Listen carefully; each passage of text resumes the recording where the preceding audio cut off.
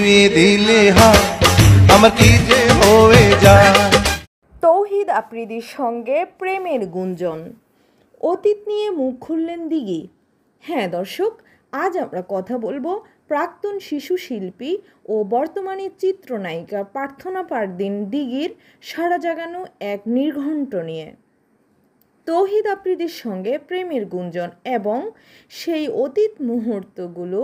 গত 7 September 2025 NTV online এক সাক্ষাৎকারে দিঘি নিজে কথাটি পরিষ্কারভাবে তুলে ধরেন। তিনি বলেন, আমরা কখনো প্রেম বা সম্পর্কে গুঞ্জন স্বীকার করিনি। আমি তো বলিনি।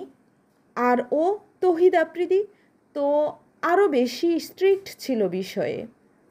তিনি উল্লেখ করেন, এই ভুল ধারণা ও অতিরিক্ত মিডিয়া চর্চা তাদের পরিবারের জন্য বিব্রতকর হয়ে ওঠে।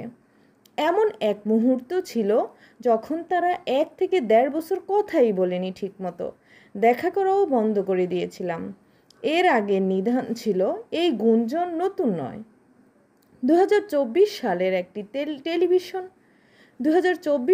একটি টেলিভিশন অনুষ্ঠানে দিঘি স্পষ্টভাবে বলেন, সম্পূর্ণ মিথ্যা। এটা তৌহিদ আফ্রিদি নিজেও বলবে, সে শুধুই আমার বন্ধু। আপনার কি মনে হয় সত্যি কি ওরা বন্ধু ছিল নাকি কোনো সম্পর্কে ছিল? কমেন্টে জানাতে ভুলবেন না। আর ভিডিওটি ভালো লাগলে আমাদের চ্যানেলটি সাবস্ক্রাইব করে রাখুন।